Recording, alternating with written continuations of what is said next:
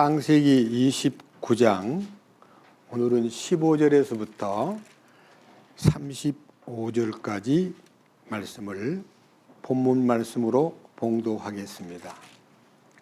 창세기 29장 15절입니다. 라반이 야곱에게 이르되 네가 내 형제이므로 그런 까닭에 나를 거저 섬겨야 하겠느냐? 무엇이 내 품삯이 되겠느냐? 내게 고하라 하니라. 라반에게 두 딸이 있었는데 큰 딸의 이름은 레아요 작은 딸의 이름은 라헬이더라. 레아는 눈이 약하였으나 라헬은 아름답고 잘 생겼더라. 야곱이 라헬을 사랑함으로 이르되 내가 외삼촌의 작은 딸 라헬을 위하여 외삼촌을 7년 동안 섬기리이다 하며 라반이 이르되 그녀를 네게 주는 것이 다른 사람에게 주는 것보다 나으니 나와 함께 있으라 하니라. 야곱이 라헬을 위하여 7년을 섬겼으나 그녀를 향한 사랑으로 인해 7년을 며칠같이 여겼더라.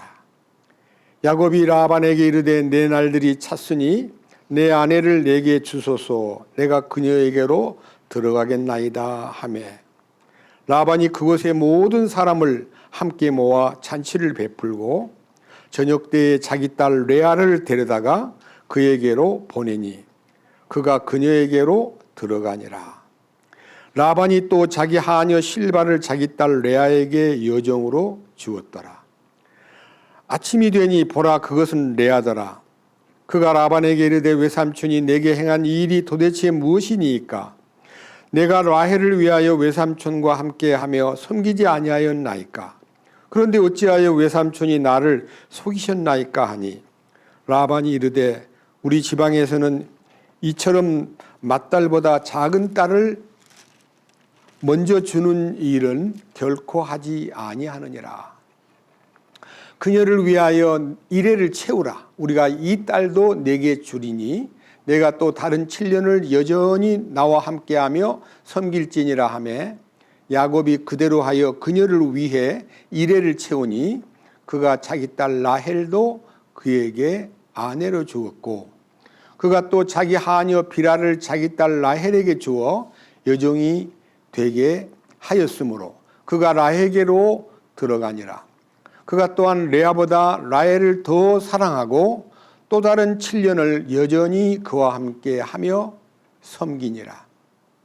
주께서 레아가 미움받는 것을 보시고 그녀의 태를 여셨으나 라헬은 수태하지 못하였더라.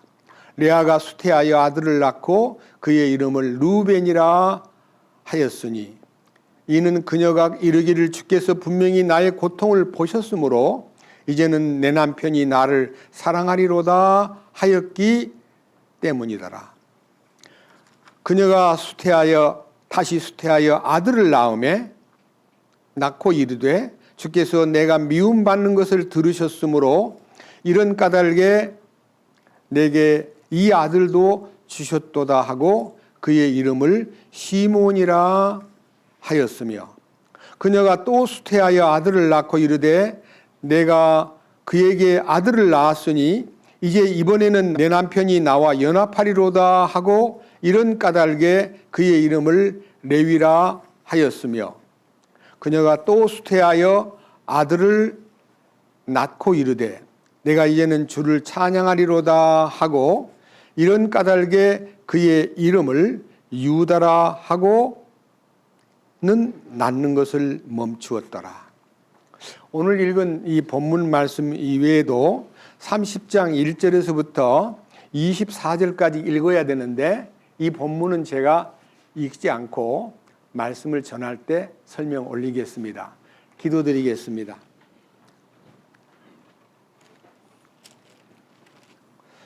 사랑과 은혜가 풍성하신 우리 주님 진심으로 감사드립니다. 오늘은 창세기 29장 15절에서 30장 24절까지를 본문으로 하여 야곱의 결혼 생활과 그 자녀들의 얘기를 열어 함께 생각하고자 합니다. 이 말씀 속에 담겨있는 인간사의 어둡고 말로 다 못할 얽힌 사건들이 많지만 하나님은 이 모든 것을 어떻게 품으셔서 하나님의 경륜을 이루시고 그의 경영을 이루셨는가를 오늘 선포하고자 합니다. 이 말씀을 듣는 사랑하는 형제 자매님들에게 성령의 도우심으로 이 말씀 속에 담긴 과거 오래전 얘기이지만 이 얘기가 나의 삶에 어떤 관계가 있는가를 자기 스스로 살피고 주님께 감사하고 나 같은 죄인을 구원해 주신 하나님, 죄악에서 건져 주신 하나님, 나의 과거를 기억지 아니하시고 주님의 은혜 가운데 나를 품으신 하나님에 대해서 깊은 감사와 찬송이 넘치는 시간 되도록 인도해 주시옵소서. 이 시간도 이 성경 말씀을 선포할 때에 주님의 도우심 속에서 주님만을 나타내고 주님의 그 위대하신 손길과 능력과 사랑을 선포하고 사람은 감추어 주시고 오직 주님의 영광만을 위해서 우리 모두가 함께 힘을 모아 주님 배울 때까지 참으로 이 땅에서 이기는 자로 살아갈 수 있도록 인도해 주시옵소서. 우리를 죄에서 구원해 주실 뿐만 아니라 우리를 품어 주시고 우리를 사용해 주시고 우리를 왕국 백성의 큰 시민권자로만 아니라 나중에 주님 오셔서 왕국의 통치권에 참여할 수 있는 영광스러운 약속을 허락해 주신 주님께 감사드리면서 주 예수님 이름으로 기도드렸습니다. 아멘. 오늘 읽은 이 성경 내용은요, 성경에서 가장 마음이 이게 찝찝하고 어두운 성경입니다. 성경이 사랑의 얘기든지 뭐 자녀를 낳은 얘기든지 야곱의 가정사가 짧기는 짧은데도 성경의 다른 데는 전혀 찾아볼 수 없는 좀 특이한 사건입니다. 한번 얘기를 들어보십시오.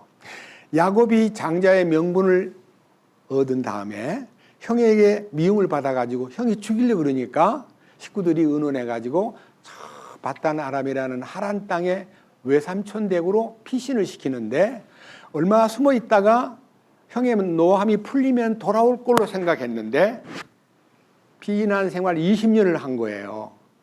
그런데 오늘 여기 읽은 이 성경은 삼촌 집에 피난 가가지고 삼촌 집에 이제 도피를 해가지고 살면서 한 달을 아무 일도 안 하고 살았어요. 한번 여기 창세기 29장 성경 보겠습니다.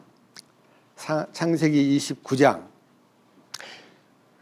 12절부터 봅니다. 12절 자기가 그녀의 아버지의 형제요 리브가의 아들임을 라헬에게 고하였더니 그녀가 달려가서 자기 아버지에게 고하매 라반이 자기 누이의 아들 야곱의 소식을 듣고 달려와서 그를 맞이하여 껴안고 그에게 입맞추며 그를 자기 집으로 데려가니라. 그가 이 모든 일을 라반에게 고하매 라반이 그에게 이르되 너는 참으로 내 골육이로다 하였더라. 그가 그와 함께 한 달 동안 거하였더라. 그러니까요, 그냥 삼촌 집에 피신 가가지고 한 달 동안 아무 일도 안 하고 그냥 얻어먹고 지내니까요, 굉장히 힘들 거 아닙니까? 야곱이 너무나 미안하기도 하고 어떻게 해야 될까 싶어가지고 오늘 본문 내용에는 야곱이 삼촌에게 열심히 하겠습니다 하고 이제 일을 하기 시작하는데 그 일을 하는데 첫 번째 일이 무슨 일이냐? 참 놀라운 일입니다. 자, 29장 15절 라반이 야곱에게 이르되 네가 내 형제이므로 그런 까닭에 나를 거저 섬겨야 하겠느냐? 무엇이 내 품삯이 되겠느냐? 내게 고하라 하니라. 이제 너한테 일을 시키면 내가 품삯을 줘야 되는데 내가 어떻게 대가를 줘야 되겠느냐? 너 나한테 말해봐라 하고 외삼촌 라반이 야곱에게 일을 하되 네가 나한테 얼마를 받아야 되겠느냐고 품삯을 이제 서로 이렇게 얘기하고 있을 때 야곱의 말을 들어보십시오. 16절 라반에게 두 딸이 있었는데 큰 딸의 이름은 레아요 작은 딸의 이름은 라헬이더라. 레아는 눈이 약하였으나 라헬은 아름답고 잘생겼더라. 야곱이 라헬을 사랑함으로 이르되 내가 외삼촌의 작은 딸 라헬을 위하여 외삼촌을 7년 동안 섬기리이다 하매 라반이 이르되 그녀를 네게 주는 것이 다른 사람에게 주는 것보다 나으니 나와 함께 있으라 하니라. 야곱이 라헬을 위하여 7년을 섬겼으나 그녀를 향한 사랑으로 인해 7년을 며칠같이 여겼더라. 여러분, 첫 번째 그 삼촌 집에 가가지고 두 딸을 보고 둘째 딸 이 라헬을 향한 애정이 막 솟구치니까 삼촌, 제가 열심히 일해가지고 삼촌에게 7년 동안 삼촌을 위해서 거저 일을 하겠습니다. 그 대신 둘째 딸 라헬을 저한테 주십시오 하고 애정의 얘기, 사실 결혼 문제를 얘기하는 첫 번째 일이요, 여자를 하나 얻기 위해서 7년을 보내는데 얼마나 열심히 살았느냐 하면요, 7년을 섬기는데도 20절 야곱이 라헬을 위하여 7년을 섬겼으나 그녀를 향한 사랑으로 인해 7년을 무엇같이요? 며칠같이라는 말이 이해가 안 갈 정도로요, 7년을 며칠같이 아무 부담 없이 열심히 주어진 일을 하는데, 아마 그 일은요 목축업이기 때문에 그들은 양떼를 몰고 들에 나가서 양을 치는 일이었으리라고 짐작을 합니다. 7년을 며칠같이 보내고 난 다음에 야곱이 라반에게 삼촌 7년이 찼습니다.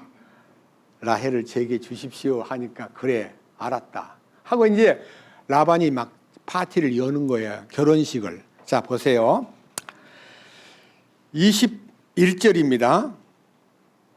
야곱이 라반에게 이르되 내 날들이 찼으니, 이제 7년이 찼으니 내 아내를 내게 주소서, 내가 그녀에게로 들어가겠나이다 하며 라반이 그곳에 모든 사람을 함께 모아 잔치를 베풀고 저녁 때에 자기 딸 레아를 데려다가 그에게로 보내니 그가 그녀에게로 들어가니라. 라반이 또 자기 하녀 실바를 자기 딸 레아에게 여종으로 주었더라. 아침이 되니 보라, 그것이 레아더라.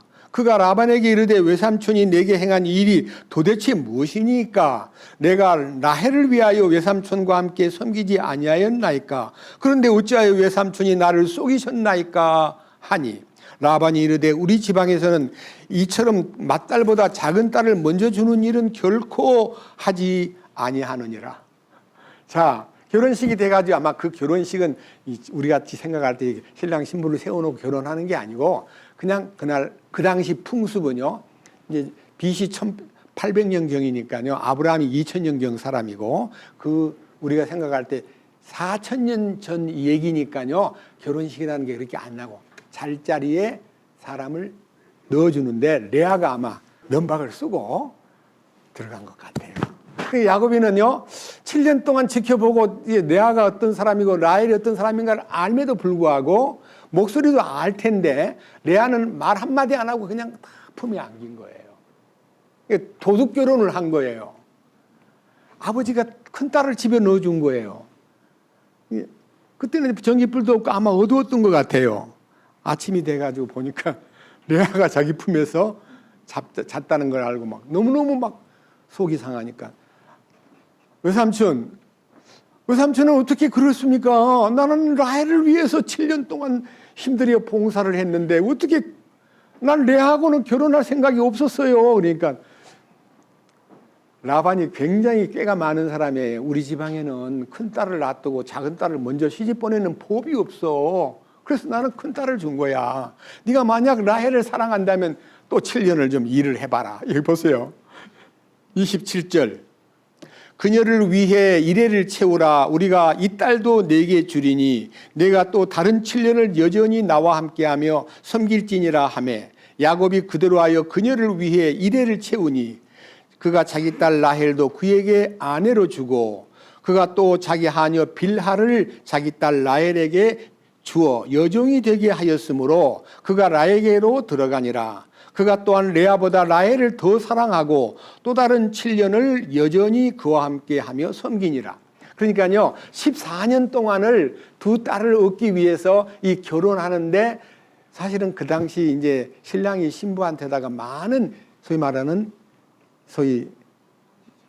지참금을 줘야 되는데 빈손으로 갔기 때문에 그냥 노동을 14년 동안 해가지고 두 여자를 얻었습니다.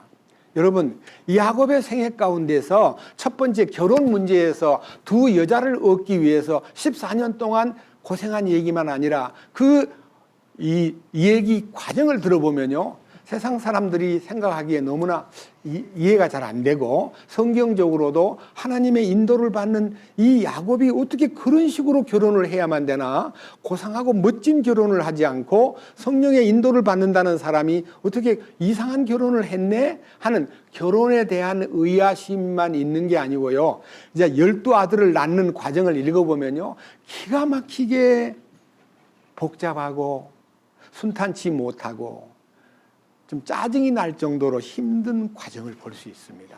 자, 여기 이제 두 사람하고 결혼을 했는데 야곱은 마음이 솔직하기 때문에 라헬에게는 애정을 쏟고, 레아는 마음이 안 드니까, 레아는 아까 여기 나와 있잖아요. 뭐라고 돼 있냐 하면요, 자, 창세기 29장 17절. 레아는 눈이 약하였으나 라헬은 아름답고 잘 생겼더라. 그러니까 레아는 눈이 약하다는 말은요, 뭐 특별하게 눈이 뭐 어둡다 그런 말이 아니고요, 다른 성경에 보면 눈에 매력이 없는 눈이라는 뜻이에요. 그러니까 눈이요 이뻐야 되거든요. 그런데 여기 뒤에 라헬은 아름답고 잘 생겼더라 하는 말은요, 잘생긴 사람의 특징은 눈매가 참 예쁘고 콧날도 예쁘고, 하여튼 이목구비가 딱 야곱의 마음에 들어왔는데 레아는 이쁘지 않은 거예요. 근데 남자들은 이쁜 사람을 좋아하는 것이 본능적으로, 어디든지 세상에 어느 나라에 가도 이쁜 여자에게 이 남자가 눈을 돌리는 것이 인지상정이니까 4,000년 전에 야곱도 레아보다는 라헬에게 눈을 돌리고 있었는데, 막상 두 사람을 안으로 맞이해서도요, 두 사람을 놓고 레아는 좀 멀리하고 라헬을 가까이 하는 모습이 보였어요. 자, 그런데 여기 밑에 또 보십시오. 31절. 자, 이제 31절이 이제 아들, 딸을 낳는 과정인데, 우선 레아에게 일어난 사건이 이 창세기 29장 31절부터 35절까지 읽어보겠습니다. 주께서 레아가 미움받는 것을 보시고 그녀의 태를 이으셨으나 라헬은 수태하지 못하였더라. 레아가 수태하여 아들을 낳고 그 이름을 루벤이라 하였으니, 이는 그녀가 이르기를 주께서 분명히 나의 고통을 보셨으므로 이제는 내 남편이 나를 사랑하리로다 하였기 때문이더라. 그녀가 다시 수태하여 아들을 낳음에 이르되 주께서 내가 미움받는 것을 들으셨으므로 이런 까닭에 내게 이 아들도 주셨도다 하고 그의 이름을 시몬이라 하였으며, 그녀가 또 수태하여 아들을 낳고 이르되 내가 그에게 새 아들을 낳았으니 이제 이번에는 내 남편이 나와 연합하리로다 하고 이런 까닭에 그의 이름을 레위라 하였으며, 그녀가 또 수태하여 아들을 낳고 이르되 내가 이제는 주를 찬양하리로다 하고 이런 까닭에 그의 이름을 유다라고 하고는 낳는 것을 멈추었더라. 아들 4명을 낳았는데요, 이 4명이 첫째는 루벤, 둘째는 시므온, 셋째는 레위, 넷째는 유다. 이렇게 레아가 총이 없고 은근히 약간 좀 외면당하는 레아가 아들을 넷을 낳았는데, 그 넷을 낳은 아들의 이름이 순서대로 하면 너무너무 의미가 심장합니다. 뭐라고 되어 있습니까? 루벤이라는 말은 히브리 말로 보라, 아들이라, 그런 뜻이에요. 그러니까요, 이제 임신을 해가지고 애를 탁 놓으니까요, 이제 내 남편이 나를 사랑할 거야. 내가 애를 낳았으니까. 라헬은 애를 못 낳는 거예요. 그 두 번째 또 아들을 낳았어요. 시몬이라고 이름을 지었어요. 이 시몬이라는 말은 얻었다는 뜻이 되고 내 고통을 들으셨다는 뜻이 돼요. 하나님은 내 남편에게 별로 이 총애를 받지 못하는 이 슬픈 사연을 듣고 내게 둘째 아들을 주었다. 시몬이라는 말은요, 하나님이 나의 슬픔을 들으셨다, 그런 뜻이에요. 그 다음에 셋째 아들을 또 낳았어요. 이제는 하나님이 내 남편이 나와 연합하도록 할 거야. 연합이라는, 레위라는 말은 연합이라는 뜻이에요. 자, 첫째는 보라, 아들이라, 루벤. 두 번째는 내가 얻었다, 나의 슬픔을 하나님이 들으셨다, 시므온. 그 다음에 레위, 연합. 그 다음 마지막 유다를 낳아놓고는 남편이 새 아들을 낳아도 연합을 안 해주니까요. 이제는 내 눈을 돌려 하나님을 찬양하겠습니다. 찬양하겠습니다 하고, 찬송이라는 이름, 유다라는 이름은 찬송이라는 뜻이에요. 유다가 네 번째 아들로 태어났습니다. 그런데 이 레아는요, 남편으로부터 인정을, 아들을 넷이나 낳았는데도 인정을 못 받고, 이 집안이요 좀 이상해요. 여러분, 이런 얘기를 들으면요, 야곱의 아들들이 이렇게 어렵고, 이런 어려움 속에서 아들들이 커가면서요, 루벤이요 나중에 굉장히 큰 사고를 치는데요, 루벤의 사고 때문에 루벤은 그 인생이 망가져 버려요. 어머니가 미움받는다는 걸 알고 있기 때문에 어떻게 하면 엄마를 기쁘게 할 수 있을까 하고 연구하던 끝에 저지른 사건이 나중에 말씀드리겠습니다. 자, 그 다음 30장 이제 1절을 보면요, 기가 막힌 얘기가 있습니다. 한번 들어보세요. 1절, 라헬이 자기가 야곱에게 자식을 낳지 못하는 것을 보고 자기 언니를 시기하여 야곱에게 이르되 내게 자식을 달라, 그리하지 아니하면 죽으리라. 라헬이 총애를 받고 사랑받는 아내인데요, 아기를 못 낳으니까 남편 보고 나도 아기를 좀 낳게 해줘요. 나는 아기를 못 낳으면 죽어버리겠어요. 죽겠다고 하는 게 아주 그냥 몰상식하고 비관하는 음성을 야곱이 듣고, 야곱이 또 얼마나 기가 막히겠어요. 뭐라 그랬어요? 2절, 야곱이 분노가 라헬을 향해 타오름으로, 이게 막 분노가 확 타오른다는 말은요, 성질이 머리끝까지 나가지고 이르되 당신의 태의 열매를 맺지 못하도록 금하신 분은 하나님이신데 내가 그분을 대신하겠느냐 하매. 그러니까요, 하나님이 자녀를, 이 성경에 보면요, 태의 열매는 하나님이 주신 선물이라 그랬습니다. 그러니까요, 임신하고 못하고는 내가 못 시키는 게 아니고 하나님의 선물인데, 당신이 하나님이 안 주시는데 어떻게 당신이 스스로 죽겠다고 그렇게 말하시오. 그러면 안 된다고 이제 꾸짖어 놓고요. 그러니까 이 라헬이요, 너무너무 막 답답하니까 제안을 하는 거예요. 그러면 이렇게 합시다. 밑에 보세요.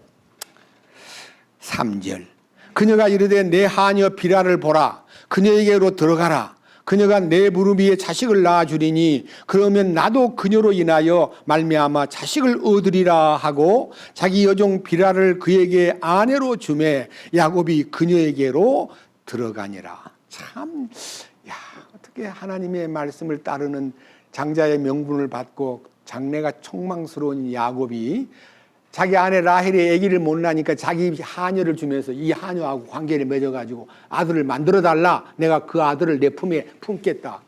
그러면 무슨 소리 하고 있는 거야? 내가 어떻게 결혼을 2번이나 했는데 또 하라는 거야 하고 노라고 해야 되는데 그냥 받아들여요. 그러니까요, 아브라함 얘기를 봐도 그런 실수가 한 번 있지만 그래도 한번 생각해 보세요. 하녀가 낳은 에집트 여자인 하갈이 낳은 아들이 아브라함에게 아들 노릇을 못하고 늘 밀리고 쫓기는 모습을 성경에서 봐왔기 때문에 여기 이렇게 집안에 아들, 딸 여럿이 놓았는데요, 제가 이 아들, 딸 낳은 얘기를 보니까요, 너무너무 기가 막힐 정도로 복잡하고 가정이 엉망진창같이 보여요. 자, 그 다음 보세요.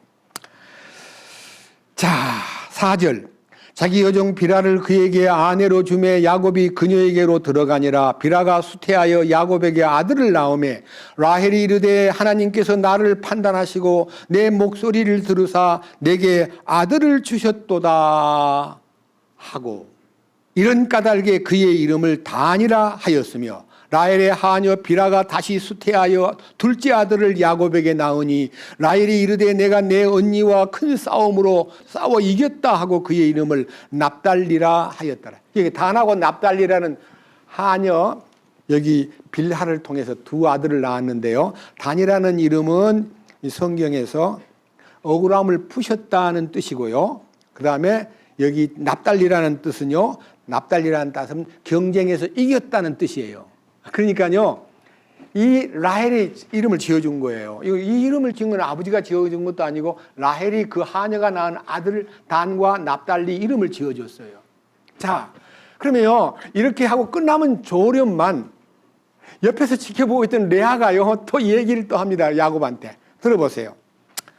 9절, 레아가 자기 출산이 멈춘 것을 보고 자기 하녀 실바를 취하여 야곱에게 아내로 주었더니 레아의 하녀 실바가 야곱에게 아들을 낳으매 레아가 이르되 군대가 오는도다 하고 그 이름을 가시라 하였으며 레아의 하녀 실바가 둘째 아들을 야곱에게 낳으매 레아가 이르되 나는 행복한 자니 딸들이 나를 가리켜 복된 자라 하리로다 하고 그의 이름을 아셀이라 하니라. 레아가 자기 몸종인 실바를 또 야곱한테다가 연결시켜 가지고 두 아들을 낳았는데 갓과 아셀을 낳았더래요. 갓이라는 말은요, 성경에 행복하다는 뜻이고 아셀이란 말은 기쁘다는 뜻이에요. 이제 그것도 레아가 이름을 지어준 거예요. 자, 이렇게 해서 이제 아들 처음에 4명 놓고 하녀의 몸에서 또 하나 둘 놓고 또 하녀의 몸에서 둘 놓고 이제 8명을 낳았습니다. 그럼 그걸로 자식이 8명이 되면 이제 중단해야 되는데 거기서 또 문제가 생기는 거예요. 그 다음 보세요. 이 일은 굉장히 복잡한 얘기인데 14절. 밀을 소확할 때 르벤이 들에 갔다가 합한 채를 찾아 자기 어머니 레아에게로 가져오매 이에 라헬이 레아에게 이르되 원하건대 언니의 아들의 합한 채를 내게 달라. 레아가 그녀에게 이르되 네가 내 남편을 빼앗은 것이 작은 일이냐? 그런데 네가 내 아들의 합한 채도 빼앗고자 하느냐 하니 라헬이 이르되 이런 까닭에 언니의 아들의 합한 채 대신 오늘 밤에 그가 언니와 함께 누우리라 하니라. 저녁에 야곱이 들에서 돌아오매 레아가 나와서 그를 맞이하며 이르되 당신은 반드시 내게로 들어와야 하리니 내가 내 아들 합한 채로 당신을 확실히 세내었노라 하매 그 밤에 그가 그녀와 함께 누우니라. 참 여기 이 얘기는요 굉장히 인간적으로 볼 때 참 머리가 띵 할 정도로 아픈 얘기입니다. 합한 채라는 말은요, 합한 채라는 말은 그 당시 이제 풍습에 의해서 생긴 많은 사람들에게 알고 있는 이 합한채라는 특별한 이 들풀은요,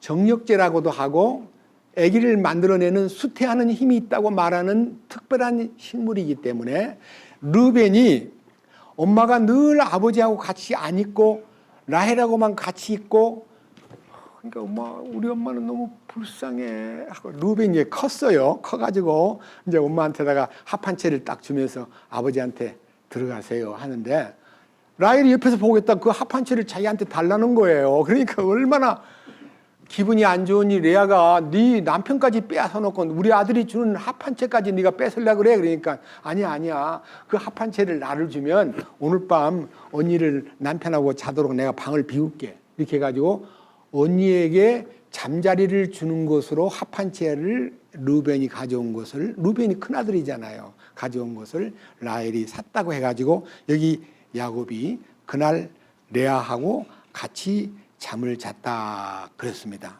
그 다음 보세요. 17절. 하나님께서 레아에게 귀를 기울이셨으므로 그녀가 수태하여 야곱에게 5째 아들을 낳으니라. 레아가 이르되 내가 내 하녀를 내 남편에게 주었으므로 하나님께서 내가 받을 싹스를 내게 주셨다 하고 그의 이름을 이사갈이라 하였더라. 여기에 이사갈이라고 하는 그 이름이 이사갈, 값을 줬다, 대가를 받았다는 뜻이에요. 그러니까요, 합한 채를 팔고 아들을 하나 얻은 거라고 얘기하고 그 다음 또 아들을 낳아요. 자, 그 다음 보세요. 19절. 레아가 다시 수태하여 야곱에게 6째 아들을 낳으니라.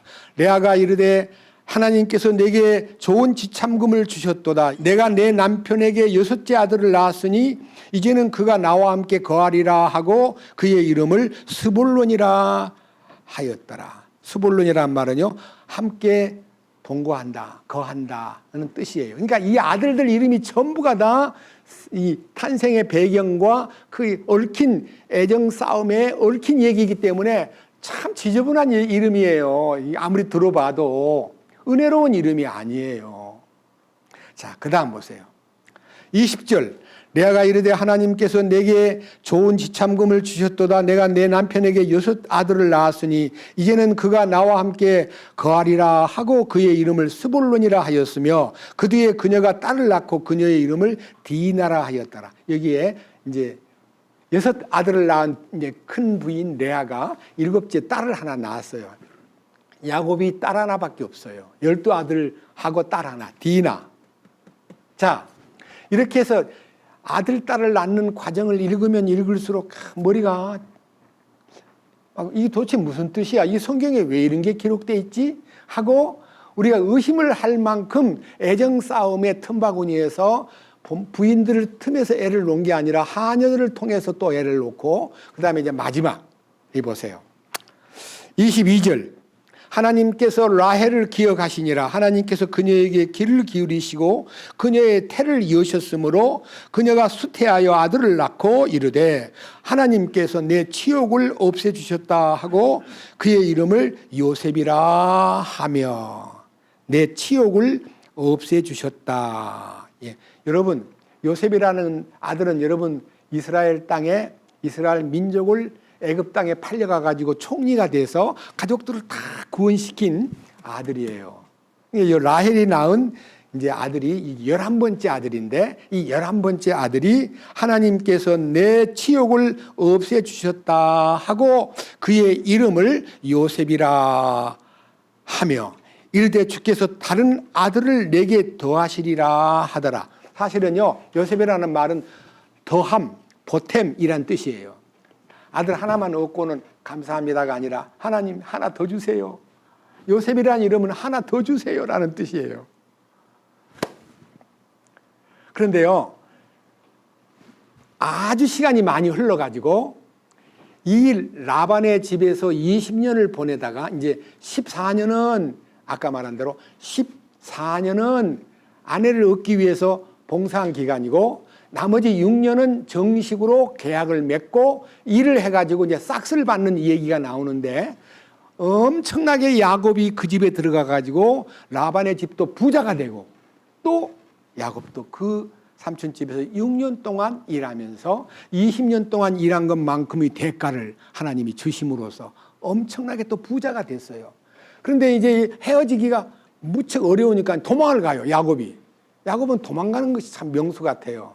형의 장자의 명분을 중간에서 가로챘다는 이유로 도망을 갔다가 또 삼촌집에 가서 20년 살다가 또 도망을 가는데 이 인생 모습이 참 이해가 안 되고 제가 오늘 제목을 야곱의 결혼 생활과 그 다음에 그 12 아들 얘기를 하는데요. 마지막 막내 아들 베냐민 낳는 얘기를요. 창세기 35장에서 보겠습니다. 자, 35장 1절 하나님께서 야곱에게 이르시되 일어나 베델로 올라가서 거기 거하며 네가 내 형 에서의 얼굴을 피하여 도망하던 때에 내게 나타났던 하나님에게 거기서 제단을 쌓으라 하시니 그때 야곱이 자기 집안 사람들과 자기와 함께한 모든 자에게 이르되 너희 가운데 있는 이방 신들을 내버리고 정결하게 하고 옷을 갈아입으라 우리가 베델로 올라가자. 이제 삼촌 집을 떠나서 베델로 향하는 야곱의 발걸음. 이제 11 아들을 데리고 또 이제 양떼와 소떼와 많은 재산을 몰고 아내 4명을 인솔해가지고 가고 있다가 들어보세요. 놀라운 일이 벌어져요. 보세요. 16절입니다. 창세기 35장 16절. 그들이 베델을 떠나 이동하였는데 에브라스에 조금 못 미친 곳에서 라헬이 산통을 겪으며 산고가 매우 심하더라. 그러니까 임신 중에 지금 걸어가고 있던 이 라헬이요. 아기를 낳아야 되는데 막 너무너무 산통이 심해가지고 산고를 겪다가요. 그냥 거기서 죽어버려요. 애를 낳다가. 보세요. 17절 그녀가 심한 상고를 겪을 때에 산파가 그녀에게 이르되 두려워하지 말라 그대가 이 아들도 갖게 되리라 하니라. 그녀의 혼이 떠나려 할 때에 이는 그녀가 죽었기 때문이더라. 그녀가 그의 이름을 베논이라 하였으나 그의 아버지가 그를 베냐민이라 하였더라. 라헬이 죽음에 에브랏 곧 베들레헴으로 가는 길에 묻었고 여기에 베냐민을 낳다가 그냥 죽어버린 거예요. 아기를 낳다가. 아기는 살았어요. 그래서 떠나는 이 라헬이 아이 이름을 베논이라고 이름을 지어주세요 하고 운명을 했어요. 근데 베냐민이라는 이름으로 야곱이 베논이 이름 아니야 안 돼. 베냐민이야. 여러분 베논이라는 말은요 고통의 아들, 슬픔의 아들이라는 뜻이에요. 벤이라는 말은 아들이라는 뜻이고요. 논이는 슬픔이에요. 고통. 근데 아니야. 고통의 아들 아니야. 베냐민이야. 벤야민. 벤은 아들이고요. 야민은 오른손입니다. 그래서 막둥이 아들 베냐민은 야곱이 지어준 오른손의 아들로 이름이 불려졌습니다. 제가 나중에 이 라헬의 죽음 속에서 담긴 베논이냐 베냐민이냐는 이 두 개를 가지고 말씀을 전할 기회가 오리라고 믿습니다. 자, 여기 12아들을 지금 이제 가졌는데 하나는 이제 피신 도망갔다가 다시 도망가는 이 야곱의 그 베델을 지난 후에 에브라스에서 일어난 사랑하는 아내 라헬이 아기를 낳다가 산고로 죽고 그 베냐민은 엄마 없이 큰 거예요. 얼마나 어렵게 컸겠습니까? 그런데 이렇게 12아들의 이 탄생 과정을 가만히 살펴보면 너무나 복잡하고 자기들끼리도 막 싸워야 돼요. 싸웠다는 얘기는 또 하나도 없네. 야, 너는 인마 첩의 아들이야. 가, 저리 가. 너는 뭐 우리 본가 아들이 아니야 하고 이렇게 12아들들이 모여가지고 다투고 싸우는 일은 없고요. 나중에 이제 성경에 보면요. 야곱이 요셉을 너무너무 특별히 예뻐하니까요. 11 형제간들이 모두가 다 요셉을 시기하고 미워하다가 나중에 드디어 죽여버리려다가 이집트로 팔아먹은 사건 하나는 있습니다. 그 외에는 별로 가정 안에 그 형제간들끼리 뭐 본자식이고 뭐 첩의 자식이고 한 것 때문에 이게 하나님이 구분하신 것이 없고요. 역사를 쫙 훑어보니까 깜짝 놀랄 일이 있는 거예요. 여러분, 이 12아들이 결국은 뭐가 되느냐? 이스라엘 민족의 12족장, 12지파의 대장이 되고 12지파가 이스라엘 민족의 심장부에서 중심이 탁 돼가지고요. 어떤 방법으로 태어났든 첩에게서 태어났든 레아로 통해서 났든 라헬로 통해서 났든 실바를 통해서 났든 그 다음에 거기에 어떤 방법으로 그가 자식을 낳은 과정이 아무리 복잡하고 힘들게 보여도 하나님은 그 12를 다 품었어요. 그 12를 품은 얘기를 오늘 중심에서 하고 싶습니다. 자, 출애굽기로 가겠습니다. 출애굽기에 이 12명의 문제가 나오는데요. 출애굽기 28장입니다. 1절 너는 이스라엘 자손 가운데서 내 형 아론과 그와 함께한 그의 아들들을 내게로 취하여 그가 제사장 직무로 나를 섬기게 할지니 곧 아론과 아론의 아들들인 나답과 아비후와 엘르아살과 이다마를 취할지니라. 너는 내 형 아론을 위하여 거룩한 의복들을 만들어 영광과 아름다움으로 삼을지니 너는 마음이 지혜로운 자 곧 내가 지혜의 영으로 충만하게 한 모든 자에게 말하여 그들이 아론의 의복을 만들어 그를 거룩히 구별하게 할지니 그리하여야 그가 제사장 직무로 나를 섬기리라. 그래서요, 제사장 이제 아론으로 하나님이 성막을 건설하고 지성소에 1년에 한 번씩 들어가서 제사를 지내는 대제사장이 옷을 입는데 그 옷을 정교하게 여기 4절에 보면 그 의복은 어떤 옷이냐? 흉패와 에봇과 겉옷과 수놓은 속옷과 관과 허리띠니라. 이렇게 거룩한 의복을 입혀가지고 제사를 지내는데 하나님이 꼭 필수품으로 밑에 5절 그들은 금실과 청색과 자주색과 주홍색 실과 고운 아마실을 취할지니라. 그들이 정교한 솜씨로 금실과 청색 자주색과 주홍색 실과 가늘게 꼰 아마실로 에봇을 만들되. 에봇을 만든다는 말은요, 이 옷을 만드는데, 자, 여러분 제사장이 입는 옷을 소개해 드리겠습니다. 예, 제사장 옷이 이렇습니다. 여기 있는 바깥의 옷에다가 여기 가슴에 판결 흉패라고 붙여. 판결 흉패. 판결 흉패는 무슨 흉패냐 그러면요, 성경을 읽겠습니다. 자, 밑에 보세요. 28장 15절 너는 판결 흉패를 정교한 솜씨로 만들되 에봇을 만드는 방법대로 그것을 만들고 금실과 청색과 자주색 주홍색 실과 가늘게 꼰 아마실로 만들며 그 두 겹으로 네모 반듯하게 하되 한 편의 길이가 한 뼘 너비가 한 뼘이 되게 할지니라. 너는 흉패에 물릴 보석 즉 보석 4줄을 달되 첫째 줄은 홍보석, 황옥, 석류석, 그리고 둘째 줄은 에메랄드, 사파이어, 다이아몬드, 셋째 줄은 호박과 만호와 자수정, 넷째 줄은 녹주석과 줄만호와 벽옥으로 하고 그것들의 틀에 넣고 금으로 물릴지니라.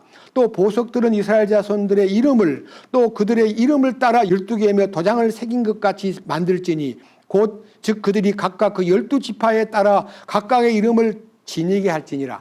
자, 보석 12개를요 에봇에 길이가 한 뼘, 폭이 한 뼘 되는 아주 정교한 판결 흉패를 붙이고 12개의 보석을 거기다 붙여요. 12개의 보석을 붙이는데 이 12개 보석, 그 다음 보세요. 보석이 12개인데요. 우리는 1, 2, 3, 4, 5, 6 그러잖아요. 유대인은 이쪽에서 갑니다. 여기서 1, 2, 3, 4, 5, 6, 7, 8, 9, 10, 11, 12. 여기에 1번은 유다 지파의 이름이 홍보석에 이름을 도장 새기듯이 새깁니다. 2번은 이사갈 지파 황옥, 스볼론 지파는 녹주옥, 루벤 지파는 석류석, 에메랄드라고도 합니다. 그 다음에 시므온 지파는 남보석, 갓 지파는 홍만호, 홍만호는 다이아몬드입니다. 에브라임 지파는 호박, 므낫세 지파는 백만호, 베냐민 지파는 자수정, 단 지파는 녹보석, 아셀 지파는 호만호, 납달리 지파는 벽옥, 이렇게 12개의 보석을 세 줄씩 4단계로 흉패를 딱 붙여요. 여기 흉패가 뭘까요? 여러분, 흉패는 뭐냐? 왜 이걸 만드냐? 이게 뭔데? 성경에 흉패의 용도가 있습니다. 자, 여기에 흉패가 어디에 쓰는 거지? 도대체 이게 뭐야? 이 흉패는 뭐 하는 거야? 자, 밑에 보세요.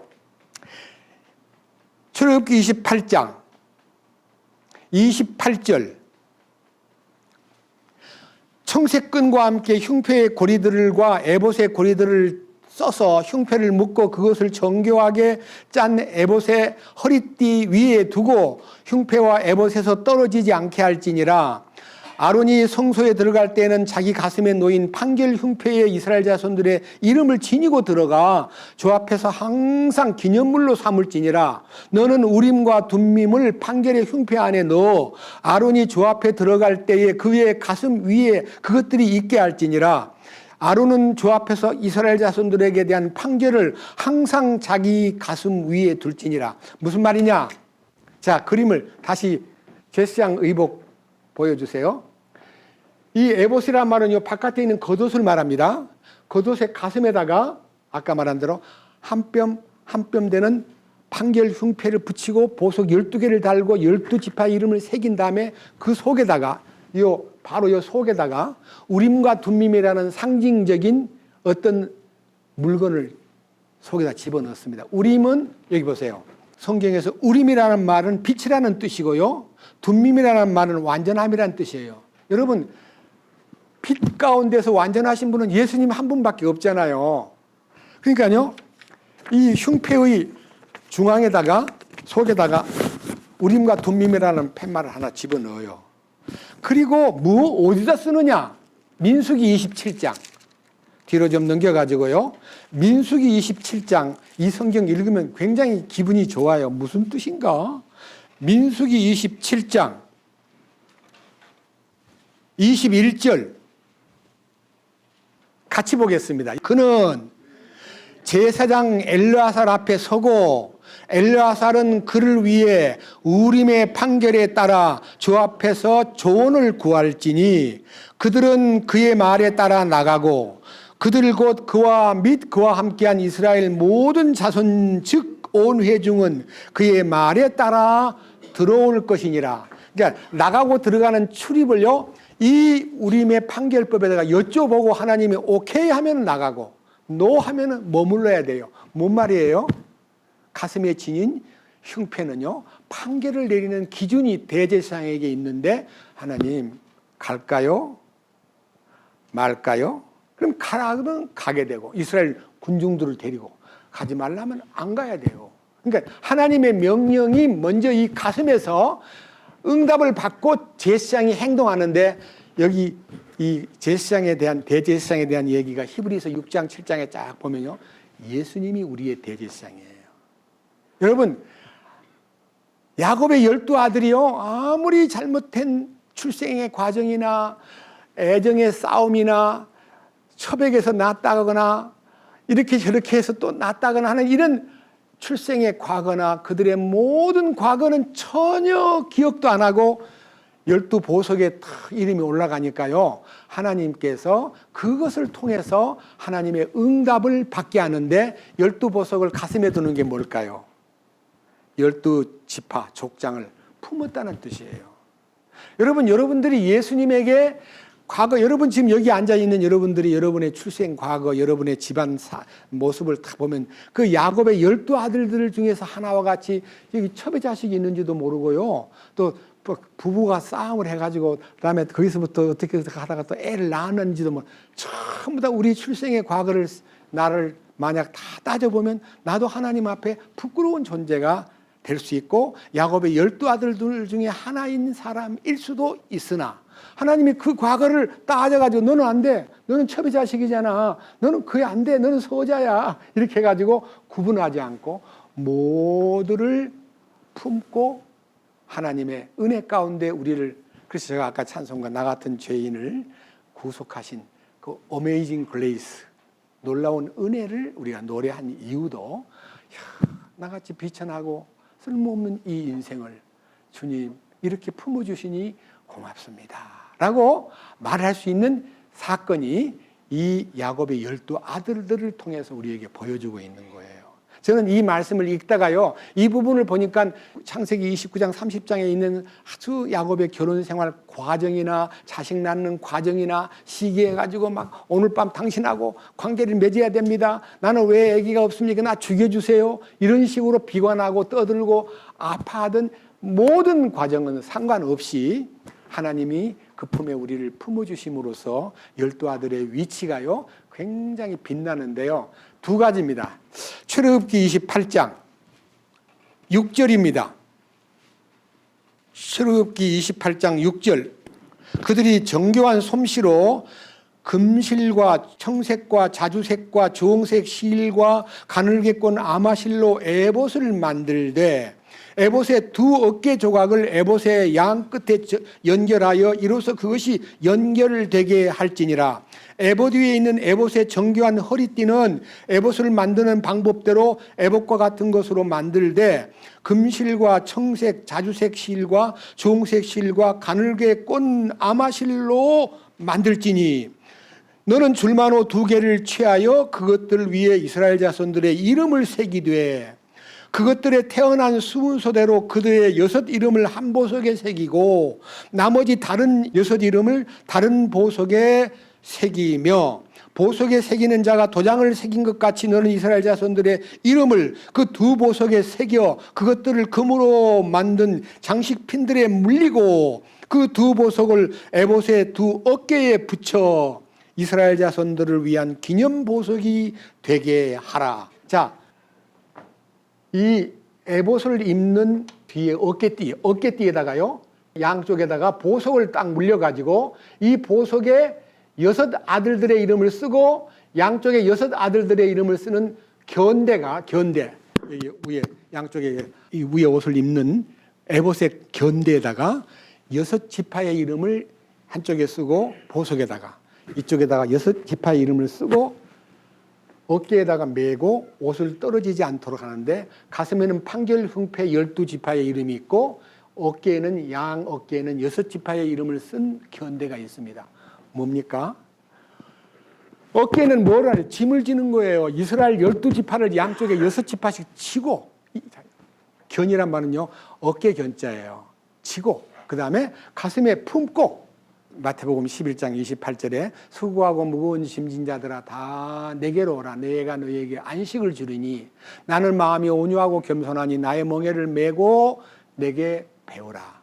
그리하면 너희 혼이 안식을 찾으리니 너희의 혼이 안식을 찾으리니 그 다음에 뭐래요? 내 짐은 쉽고 내 멍에는 가볍다. 어떤 멍에를 매든 어떤 짐을 지든 주님이 대신 져주시는 거예요. 짐을 대신 져주시는 견대와 흉패는 가슴에 품고 하나님의 뜻을 항상 물어보고 대답을 받는 우림과 둠밈의 법칙은 빛과 완전함 속에 우리가 붙들려 있다면 주님의 놀라운 응답이 늘 그 말씀으로 주어진다는 상징적인 대제사장의 가슴에 있는 이 판결 흉패와 그 다음에 이 양쪽에 두 개의 견대가 우리의 짐을 대신 져주시는 주님이라는 것을 보여준 것입니다. 자, 이렇게 해가지고요, 야곱의 12아들의 출생의 과정은 전혀 고려하지 않고 주님의 영광스러운 가슴에 품고 그의 어깨에 12지파를 메고 운명을 야곱의 시대로부터 지금까지 약 4,000년 가까운 기간 동안 유대 민족을 짊어지고 계속 변함없이 돌보시는 하나님. 그들이 어떤 어려움을 당하든, 그들이 어떤 환경에 처하든, 그들이 어떻게 사람들로부터 증오를 받든 하나님은 그들을 품고 계셨고 하나님은 그들을 어깨에다가 메고 함께 걸어갔다는 것입니다. 창세기 49장을 보겠습니다. 창세기 49장. 자, 앞으로 넘겨가지고 창세기 49장을 보면요, 놀랍고 기이한 야곱의 예언이 있습니다. 자, 49장 1절. 야곱이 자기 아들들을 불러 이르되 너희는 함께 모이라. 마지막 날들에 너희에게 임할 일을 내가 너희에게 이르리라 하고 이제 아들 12명을 다 모아놓고 귀를 기울여라. 내 말을 들어라. 3절. 르벤아, 너는 내 맏아들이요, 내 능력이요, 내 힘의 시작이요, 위엄이 있고 권능이 뛰어나도다.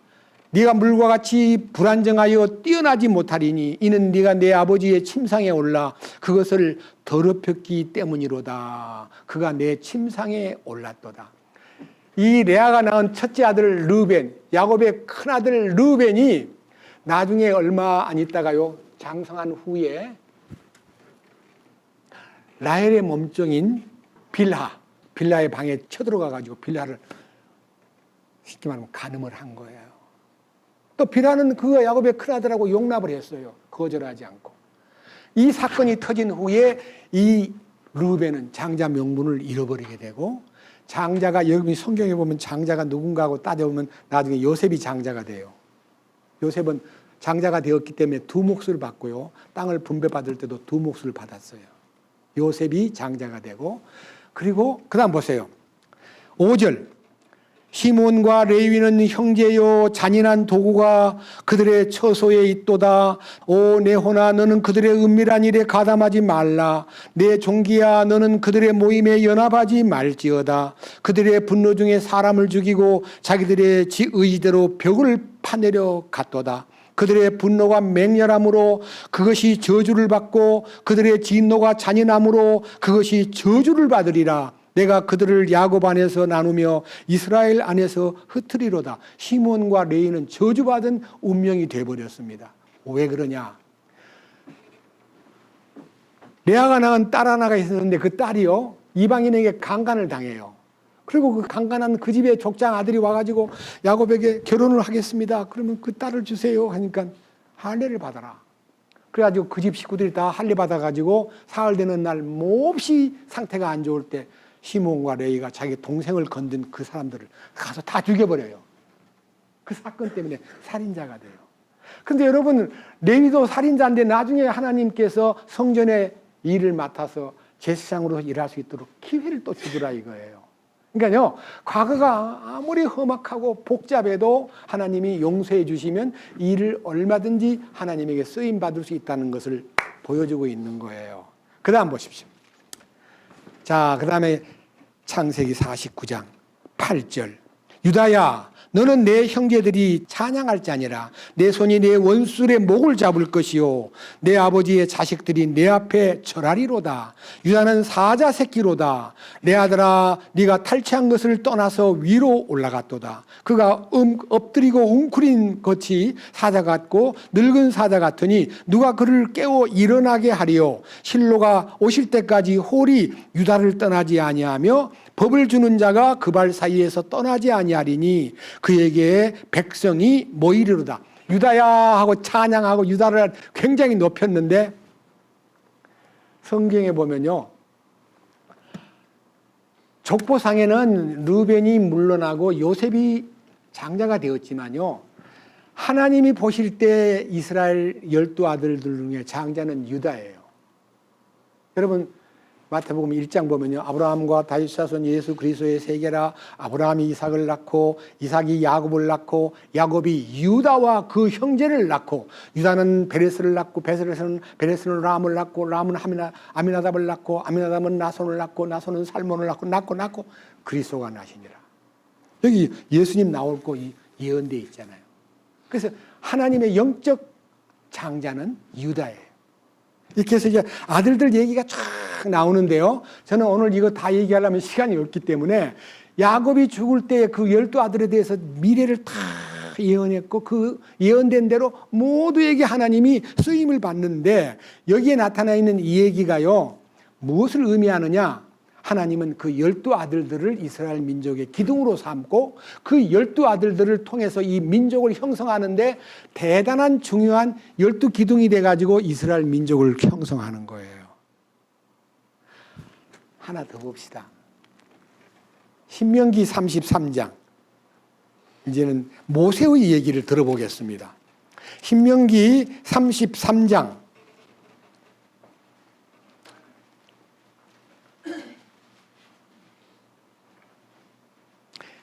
1절, 모세의 마지막 축복. 모세가 이스라엘 민족을 광야에서 데리고 이제 가나안 땅 입구에 도달했을 때에, 자 1절, 하나님의 사람 모세가 죽기 전에 이스라엘 자손을 축복할 때 말한 축복이 이러하니라 하고 이제 마지막 가나안 땅 바라보면서 모세가 12아들들을 놓고 축복을 하는데, 밑에 보세요. 6절, 르벤은 살고 죽지 아니하며 그의 사람들이 적지 아니하기를 원하노라. 7절, 유다에 대한 축복은 이러하니라. 그가 이르기를 유다의 음성을 들으시고 그를 그 백성에게로 데려오시며 또 그의 손이 그에게 충분하게 하시고 주께서 그의 도움이 되사 그가 그 원수들로부터 벗어나게 하소서. 이 원수 사탄으로부터 벗어나게 할 영적 이 사역을 유다 지파가 담당했다. 그 다음 8절, 레위에 관하여는 그가 이르기를 주의 둠밈과 우림이, 둠밈 완전함, 우림은 빛과 완전함이 주의 거룩한 자에게 있기를 원하나이다 하고, 이제 레위는요 제사장 직분을 받아가지고 이제 과거에 많은 사람을 죽였다고 하는 시므온과 레위의 그 살인 사건은 다 감춰져 버리고 레위가 쓰임 받는 얘기가 됩니다. 그다음 12절, 베냐민에 관하여는 그가 이르되 주께 사랑을 받는 자는 그분 옆에 안전히 거하리로다. 주께서 그를 온종일 덮으시리니 그가 그분의 어깨 사이에 거하리로다. 요셉에 관하여는 그가 이르되 원하건대 그의 땅이 주께 복을 받아 하늘의 귀한 것과 이슬과 밑에 누운 기품과 해가 맺게 하는 귀한 열매와 달이 내는 귀한 것과 옛산들의 으뜸 가는 것과 오래 지속되는 작은 산들의 귀한 것과 땅의 귀한 것과 땅의 충만한 것과 떨기나무 속에 거하시던 이의 선하신 뜻을 내리니 복이 요셉의 머리에 곧 자기 형제들로부터 구별된 자의 정수리에 임할지로다. 요셉에 대한 축복은 굉장히 큽니다. 왜 그럴까요? 이스라엘 민족을 구한 애굽의 총리가 되어서 사실상 아버지 마음에는 요셉이 장자가 된 거예요. 이게 이제 하나님 보실 때는 유다가 장자가 된 거고 아버지가 볼 때는 요셉이 장자가 되고 르벤은 장자의 위치에서 떠나게 돼요. 그 뒤에 모든 내용들이요 전부 나오는데, 제가 지난번에 이 말씀을 통해서 은혜 받고 놀라운 얘기를 했는데 이 얘기를 한번 읽어드리겠습니다. 자 18절, 스불론에 관하여는 그가 이르되 스불론이여 네가 밖으로 나감을 기뻐하라. 이사가리여 내 장막들을 기뻐하라. 그들이 백성을 불러 산에 이르게 하고 거기서 의의 희생물을 드리리니 그들이 바다의 풍부한 것과 모래에 숨겨진 보물을 빨아들이리라. 아까 우리가 읽었던 지파 중에 이 스불론 지파는 정식 레아와 라헬로부터 낳은 아들이 아니고 레아의 마지막 아들이지만요, 레아의 마지막 아들이고 별로 인기가 없는 아들인 걸로 알았는데, 여기 보세요. 19절. 그들이 백성을 불러 산에 이르게 하고 거기서 의의 희생물을 드리리니 그들이 바다에 풍부한 것과 모래에 숨겨진 보물을 빨아들이리라. 이 성경이 20세기에 발견돼 가지고 유대인들의 성경에 이게 무슨 말이야? 바다에 풍부한 걸 뭐야? 모래 속에 숨겨진 보물은 뭐야? 이게 유전 아니야? 이거 뭐야? 하고 연구하던 끝에 2008년도에 지중해 연안, 이 스볼론 지파가 사는 지중해 연안에서 큰 유전이 발견돼 가지고 이스라엘 민족이 산유국이 된 얘기를 제가 지난 수양회 때 말씀을 드렸습니다. 밑에 또 보세요. 자, 24절. 아셀에 관하여는 그가 이르되, 아셀이 누구냐면요, 레아의 몸종이었던 실바가 낳은 아들이에요. 그 막내 아들이에요. 실바가 낳은 8번째 아들인데요. 아셀에 관하여는 그가 이르되, 아셀은 자녀들로 복을 받으며 자기 형제들에게서 인정을 받고 자기 발을 기름에 담그리로다. 아까 여기 숨겨진 보물을 빨아들이는 것은 유전 발견한 거고요. 이 결과가 아셀 지역에 석유 창고가 있어가지고요, 거기다가 발을 담근다는 말은요, 풍족하게 기름을 누린다는 뜻이에요. 아셀 지파에게 내린 명령이 오늘날 우리 시대에도 통하고 있어요. 모세의 예언 속에는요, 이렇게 시대를 초월해서 옛날 얘기가 아니라 기록된 성경은 BC 1450년에 기록되었는데 이 역사가 3000년이 지난 지금 우리들의 시대에 와가지고 이 성경이 하나님의 말씀이니 사실이구나 하는 것을 믿게 만드는 놀라운 경륜과 하나님의 섭리가 들어있습니다.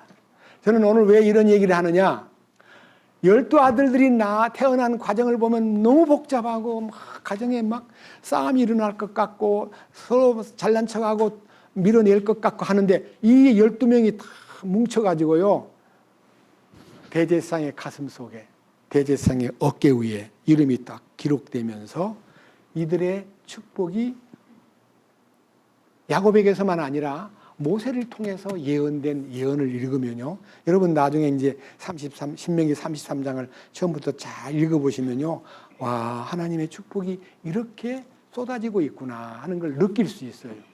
야곱의 12아들들은 지금 그들끼리 민족이 모이면 네 무슨 지파야? 너는 정실 아들이야? 너는 첩의 아들이구나? 너는 아니야? 하고 절대 차별 안 하는 민족으로 그들이 화합이 되어 있습니다. 여러분, 가정 싸움에서요, 우열을 따지다 보면요, 아브라함과 이삭 사이에도 이삭은 본실의 사라의 아들이고요, 하갈은 몸종의 아들이기 때문에 몸종의 아들을 내쫓아버려요, 집에서. 그렇게 철저한 일부일처주의였는데 야곱은 아내를 4명이나 얻어가지고 12아들을 낳았는데 그 아들들이 하나님 앞에 다 포용이 되고 품은 바 되고, 그 다음에 그 거룩한 대제사장의 의복의 어깨에 견대를 매게 하고 가슴에 흉패를 차게 하고, 그로 인해서 축복받은 민족이라는 것을 세상에 알려주는 이 일이 지금 와가지고 그 아들들 이름을 다 들추면서 이 아들들이, 자 보세요, 또 하나 마지막 하고 마치겠습니다. 이집트에서 나와가지고 하나님께서 모세를 통해서 인도할 때 가장 중심의 성막과 지성소를 중심해 가지고 레위 지파의 무라리의 아들, 게르손의 아들, 고핫의 아들 아론과 모세가 이 앞에서 전진하는데요, 동쪽으로 가는 거예요. 행군할 때 성막을 중심으로 해가지고 레위의 아들들이 성막을 둘러싸 가지고 행군을 하고, 동서남북에 이 보세요, 이쪽 선입 지파라 그래가지고요, 유다 지파를 중심해서 이사갈과 스불론이 앞장을 서고, 뒤편에는 베냐민, 므낫세, 에브라임이 소위 말하는 뒤쪽에 서고, 북쪽에는 단과 아셀과 납달리가 서고, 갓과 시므온과 루벤이 서서 각각의 4진영의 선입 지파, 인솔 지파가 유다 지파고, 단 지파고, 에브라임 지파고, 루벤 지파가 이스라엘 민족이 이동할 때 이렇게 행군을 벌린 거예요. 그러니까요, 이스라엘 12지파가 하나님 앞에 거룩한 성막을 중심해 가지고 이동하고 행군을 할 때, 이제 가나안으로 가는 길에 행군할 때 이렇게 세 지파씩 행군만 하는 게 아니라 잠을 잘 때도 법궤를 중심해 가지고 이렇게 배치된 상태에서 천막을 치고 잠을 자는 거예요. 그리고 일어나면 또 그대로 행군하는 거예요. 그러니까요, 하나님의 12지파들이 행군하는, 소위 말하는 그 중심에서 레위 지파들이 가운데 서고, 그 다음에 각각의 지파들이 나누어져 가지고 행군했다는 얘기가 나옵니다. 요셉이라는 이름이 여기 없잖아요. 므낫세와 에브라임이 요셉의 두 아들입니다. 그러니까 요셉 지파가 두 아들로 나눠져 가지고 한 지파가 되고 요셉 지파는 빠졌습니다. 그 다음에 레위 지파는 중심에 서 가지고 성막을 향해서 봉사하는 지파가 되었습니다. 그러니까요, 하나님이 하시는 경영에서 야, 그 사람들 누구는 빼, 누구는 아니야, 누구는 첩이야, 자식이니까 나 안 써, 이러질 않고요, 하나님이 다 품어주셨다는 것을 이 행군의 배열에서도 느낄 수가 있습니다.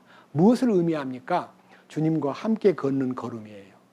주님을 모시고 함께 가는 거예요. 여기에 여러분들이 어디에 속했는가를 내가 어느 지파야, 내가 어느 지파인가라고 몰라도 좋습니다.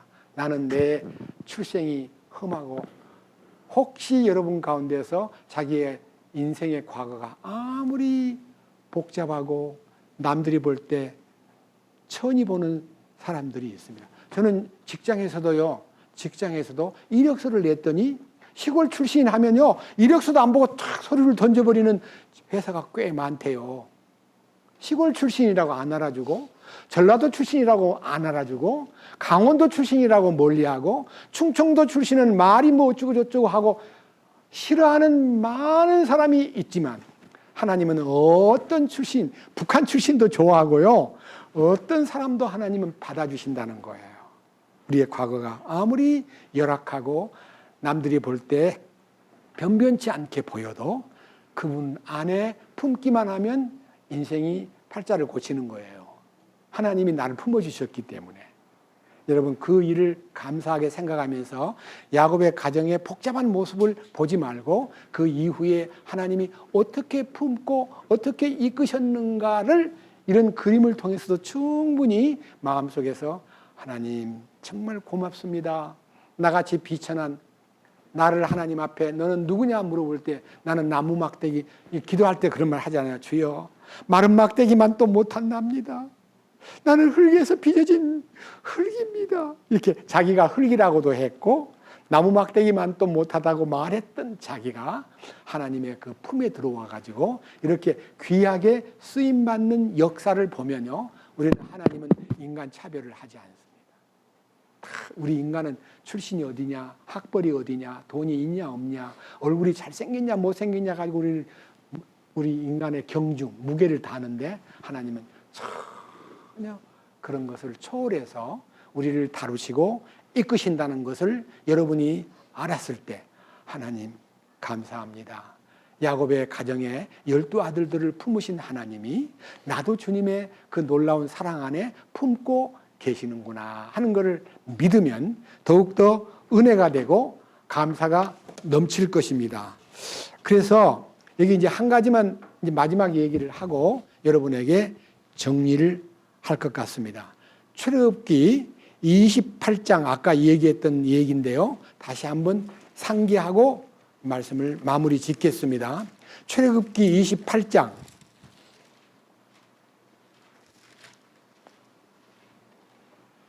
15절부터 봅니다. 이 판결 흉패에 대한 얘기를 여러분에게 마저 말씀을 드리고 난 다음에 15절, 너는 판결의 흉패를 정교한 솜씨로 만들되 에봇을 만드는 방법대로 그것을 만들고 금실과 청색과 자주색과 주홍색 실과 가늘게꼰 아마실로 만들며 또 그것을 두 겹으로 네모 반듯하게 만들되 그것의 길이가 한 뼘, 너비가 한 뼘이 되게 할지니라. 너는 흉패에 보석 물린 것, 즉 보석 4줄을 달되 첫째 줄은 홍보석, 황옥, 석유석으로 하라.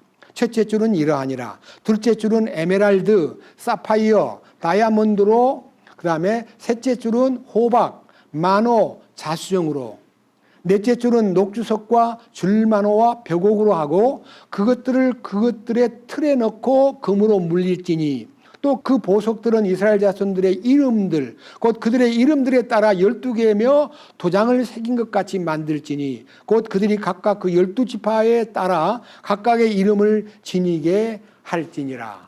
이 말은 하나님이 주신 그 흉패의 12보석에 12지파의 이름이 다 도장같이 새겨져 가지고 가슴에 품고 그 흉패는 어디에 쓰느냐? 그 흉패는 하나님에게 여쭙는, 하나님 어디로 가야 됩니까?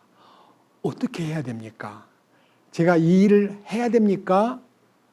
말아야 됩니까? 라고 물을 때 쓰는 거예요. 여러분은 12흉패를 달지 않았지만요, 주님의 우림과 둠밈의 원칙 속에 들어가 가지고 주님 어떻게 하면 좋습니까? 이걸 이제 물어보는데, 여러분 물어보는 현장으로 여러분을 인도하겠습니다. 사무엘상 23장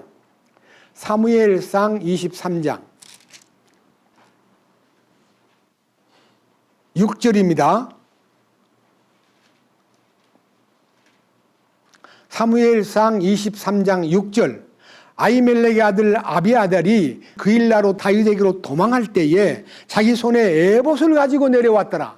자, 다윗이 사울에게 쫓겨가지고 도망을 가고 있는 첫 번째 피신에 아비아달이라는 제사장이 그 안에, 성전 안에 있는 에봇, 아까 겉옷 있잖아, 겉옷, 흉패를 붙이고 견대를 채운 그 에봇을 보에다 싸가지고 다윗에게 가져왔어요. 옷을 입고 온 게 아니라요, 그 옷을 입고 가면 들키니까요, 싸가지고 이제 다윗한테 왔습니다. 한번 보세요. 7절. 다윗이 그일라에 온 것을 어떤 이가 사울에게 고하며 사울이 이르되 하나님께서 그를 내 손에 넘겨주셨도다. 그가 문과 빗장이 있는 고을에 들어갔으므로 갇혔도다 하고 사울이 싸우려고 온 백성을 함께 소집하여 그일라로 내려 다윗과 그의 사람들을 에워싸려 하였더라. 사울이 은밀히 자기를 해치려는 것을 다윗이 알고는 제사장 아비아달에게 이르되 에봇을 여기로 가져오라 하고 그때 이르되 오 주 이스라엘의 하나님이여 사울이 나로 인해 그일라로 내려와 도시를 멸하려 한다는 것을 주의 종이 분명히 들었나이다. 그일라 사람들이 나를 그의 손에 넘겨주리이까 주의 종이 들은 대로 사울이 내려오리이까 오 주 이스라엘의 하나님이여 간청하건대 주의 종에게 알려주옵소서 하매 주께서 이르시되 그가 내려오리라 하시니 그때 다윗이 이르되 그일라 사람들이 나와 내 사람들을 사울에게 넘겨주리이까 하매 주께서 이르시되 그들이 너를 넘겨주리라 하시니라. 이에 다윗이 그의 사람 600명가량이 일어나 그일라를 떠나 갈 수 있는 곳으로 어디든지 갔더니 다윗이 그일라를 떠나 피한 것을 어떤 이가 사울에게 고하매 그가 가기를 그치니라.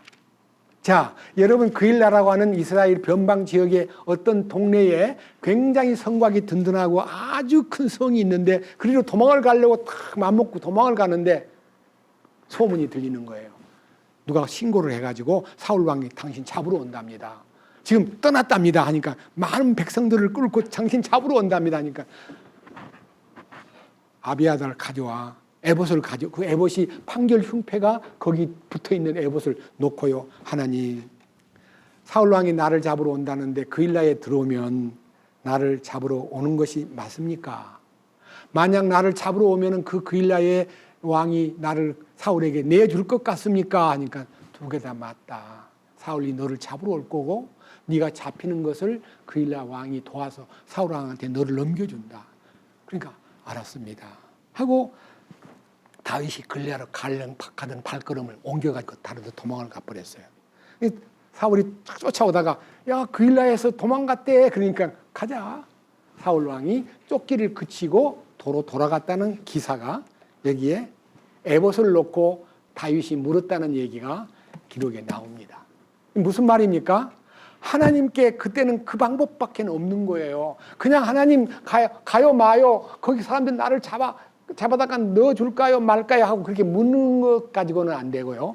반드시 여기요. 9절 사울이 은밀히 자기를 해치려는 것을 다윗이 알고는 제사장 아비아달에게 이르되 에봇을 여기로 가져오라 하고, 그때 이르되 오 주 이스라엘의 하나님이여, 사울이 나로 인해 그일라로 내려와 도시를 멸하려 한다는 것을 주의 종이 분명히 들었나이다. 그일라 사람들이 나를 그의 손에 넘겨주리이까? 주의 종이 들은 대로 사울이 내려오리이까? 오 주 이스라엘의 하나님이여, 간청하건대 주의 종에게 알려주옵소서 하매 주께서 이르시되 그가 내려오리라 하시니, 그때 다윗이 이르되 그일라 사람들이 나와 내 사람들을 사울의 손에 넘겨주리이까 하매 주께서 이르시되 그들이 너를 넘겨주리라 하시니라. 이에 다윗과 그의 사람 600명가량이 일어나 그일라를 떠나서 갈 수 있는 곳이면 어디든지 갔더니, 여러분, 다윗이 혼자 도망다니는 게 아니에요. 600명의 부하들이 따라다니는 거예요. 얼마나 많은 무리가 따라다니는데 쉽게 눈에 띄지요. 그러면 하나님께 묻는 것도 아까 에봇을 그 판결 흉패 앞에 놓고 하나님께 여쭤봤다는 거예요. 그런 기사가 많이 있는데 오늘은 한 가지만 여러분에게 소개합니다. 다윗은 필요할 때마다 그 에봇을 갖고 오라 그래가지고 놓고 하나님 인도해 주십시오, 도와주십시오 기도를 했는데, 그 바로 뒤에요, 엄청난 어려움을 당한 사건을 중심해 가지고 다윗이 하나님께 여쭤본 얘기를 사무엘상 30장에서 보겠습니다. 사무엘상 30장 1절, 다윗과 그의 사람들이 셋째 날에 시글락에 이르렀는데 그때는 이미 아말렉 족속이 남쪽과 시글락을 침략한 뒤더라. 그들이 시글락을 쳐서 불로 태우고 그 안에 있던 여인들을 포로로 취하며 큰 자든 작은 자든 하나도 죽이지 아니하고 다 사로잡아 데리고 자기들의 길로 가니라.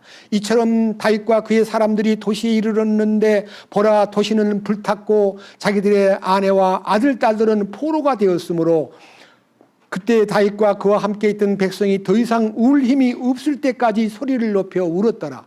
다윗의 두 아내 곧 예스레엘 여인 아히노암과 갈멜 사람 나발의 아내인 아비가일도 포로가 되었더라. 온 백성이 각각 자기 아들 딸들로 인해 혼이 괴롭게 되어 다윗을 돌로 치자고 말하였으므로 그가 크게 고통을 당하였으나 다윗이 주 자기 하나님 안에서 스스로 용기를 내었더라. 자, 여기에요, 시글락이라는 곳에 숨었는데요, 아까 말한 600명만 아니라요, 자식들도 많이 딸려 있어요. 그런데 아말렉이 쳐들어와 가지고 다 잡아가 버린 거예요. 다윗의 아내도 포로가 돼버리고 많은 사람이 자식을 잃었다는 이유 때문에 다윗을 향해서 다윗을 따라다니다가는 괜히 우리만 손해내, 다윗을 다 없애버립시다 하고 다윗을 향해서 분노를 품고 있을 때에 다윗이 하나님께 기도합니다. 보세요. 7절, 다윗이 아히멜렉의 아들 제사장 아비아달에게 이르되 원하건대 에봇을 여기로 내게로 가져오라 하니 아비아달이 에봇을 거기로 다윗에게로 가져오매 다윗이 주께 여쭈어 이르되 내가 이 군대를 추격하리이까, 내가 그들을 따라잡으리이까 하니 그분께서 그에게 대답하시되 쫓아가라. 네가 반드시 그들을 따라잡고 틀림없이 모든 것을 도로 찾으리라. 이에 다윗과 그와 함께 있던 600명이 가서 부솔 시내에 이르러 뒤에 남은 자들을 거기 머물게 하였으나 다윗과 400명은 쫓아갔으나 이는 200명이 너무 기진하여 부솔 시내를 건너지 못하고 뒤에 머물렀기 때문이더라. 이 11절 이하 끝까지 보면요, 다윗이요, 아말렉이 식구들을 다 잡아가지고 전부 다 어린애들 아내들 데려가 버린 사이에 하나님, 백성들이 너무나 낙심하고 있습니다. 제가 아말렉을 쫓아가면 되겠습니까? 가라. 그러면 제가 그들을 이기겠습니까? 도와주겠다. 해가지고 쫓아 올라가서 이제 아말렉을 다 체포하고 그 잃어버렸던 아내들, 자식들 다 끌고 온 얘기가 있는데요. 600명이 따라가다가요, 400명은 따라가고 200명은 지쳐가지고 못 가고 그냥 중간에 도중 하차를 하고 쉬고 있는데요. 나중에 승전보를 거두고 와가지고 이 400명이 이렇게 얘기합니다. 장군님, 그 200명한테는 아무것도 주지 맙시다. 애들만 돌려주고. 그 사람들 아주 중간에 도중 하차했잖아요. 다윗이 이렇게 말해요. 하나님이 주신 승리를 참전했다고 주고 참전 안 했다고 안 주는 것은 공평치 못해. 괜찮아. 하고 그 400명의 그들이 주장하는 주장을 받아들이지 않고 그 200명에게도 충분히 보상을 해준 내용이 30장 전체에 흘러요. 하나님의 응답을 받으면요, 사람 차별이 안 되는 거예요. 잘하는 사람, 못하는 사람을 구분하는 것이 인간인데, 다윗도 구분할 만도 한데, 하나님의 응답으로 이긴 건데, 내가 어떻게 그 같이 안 했다고 해서 멀리하고 상을 안 주는 것이 맞겠느냐? 아니다. 다 받아야 된다. 이제 공평한 대우를, 아까 12 아들들이 비록 험난한 과정을 거쳐서 다윗이 누가 생각해봐도 합당하지 않은 사람들이 많음에도 불구하고 그들을 모두 다 품어주신 하나님께 대해서 감사하고, 우리 가운데도 그러한 자기 과거가 아무리 험하고 남들이 볼 때 나를 어떻게 볼까 할 정도로 두려운 존재라 할지라도 하나님 품에만 들어가면 보호받고 축복해 주신다는 사실을, 여러분이 이 특별히 창세기 29장에 있는 30장까지의 그 야곱의 결혼 과정과 그 아들들의 탄생 과정을 다 보면서 하나님 감사합니다. 나는 보기에 레아의 아들 같기도 하고 아니면 실바의 아들 같기도 하고 종의 아들 같기도 하지만 주님은 나를 받아주시고 은혜 가운데 나를 이렇게 품어주시니 감사합니다 라고 찬양할 수 있는 여러분 모두가 되기를 주님의 이름으로 축원합니다. 기도합시다. 주님 감사합니다. 오늘은 야곱의 결혼 생활과 그 12 아들들의 탄생 과정을 읽었습니다. 그러나 그 탄생의 이면에는 하나님의 손길과 하나님의 품어주심과 하나님이 견대에 채워주심과 그리고 이스라엘 진영 안에서 여러 가지 방법으로 쓰임을 받는 과정이나 이스라엘 민족이 움직일 때에 모세를 통해서 혹은 야곱을 통해서 빌어준 축복을 보면 이것이 영세토록 그 민족 속에 나타나는 하나님의 축복임을 알게 되었습니다. 우리도 하나님의 품에 안기고 그분의 놀라운 손길 안에 들어만 가면 우리의 인생의 과거는 지워지고 새로운 생명 안에 그런즉 누구든지 그리스도 안에 있으면 새로운 피조물이라 이전 것은 지나갔으니 보라 새 것이 되었도다 하는 축복을 누리게 되고 주님께 감사와 찬양을 드리게 됨을 인하여 더욱더 감사드립니다. 오늘도 우리가 이러한 말씀들을 접하면서 우리의 영적 생활이 향상되고 주님 안에서 인정받은 사람으로서 조금도 두렵지 않게 당당하게 주님을 찬양하면서 주님의 쓰임에 합당한 사람으로 쓰임받도록 인도해 주시옵소서. 우리 주 예수 그리스도의 이름으로 기도드렸습니다. 아멘.